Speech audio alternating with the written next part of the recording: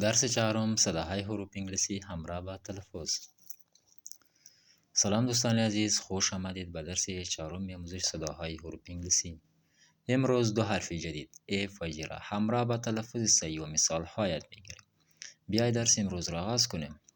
Hello dear friends, welcome to listen for of English letter sounds. Today we will learn two new letters F and G with pronunciation and examples. Let's begin today's lesson. حرف F صدای فی دارد مانند فرهاد، فود غذا، فکتوری فابریکا، فادر پدر، فکر ساختگی جعلی. حرف G صدای جیم و گاب دارد قبل از ای، آی یا وای جیم و قبل از هر حرف دیگر گاف تلفظ می شود. و همچنین قابل ذکر است که اگر یک کلمه به ترکیب حروف جیج ختم شود، یعنی در آخر یک کلمه جیج باشد، حروف جیج ف تلفظ می شود. صدای ف میده. ف نگفتن ماند که هرگاه حرف متذکره قبل از حرف ایم و یا این قرار گیرد، البته در آخر کلمه تلفظ نمی شود. به مثال های زیر توجه کنید. جنرال یا مومی معنی دیگهش جنرال. جیم باشگاه. گیم نمیخوانیم، جی تلفظ به خاطر قبل از وای قرار گرفته جی. جنجر زنجبیل یک نوع گیاه است بسیار فایده داره به معده، بالخصوص به معده.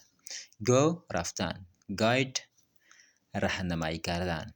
البته این فعل است. گاید فعل بوده، معنیش چی است؟ راهنمایی کردن.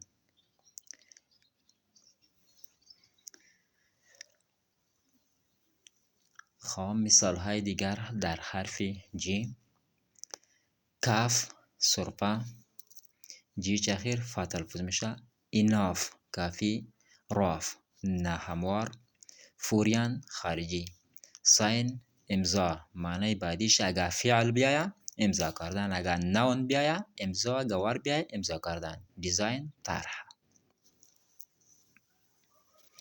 تشکر از تماشای شما. اگر این درس برایتان مفید بوده لطفاً ویدیو را لایک کنید، چینل را سابسکرایب نمایید و با دوستانتان شریک سازید تا درسی بعدی. خدا نگهدار.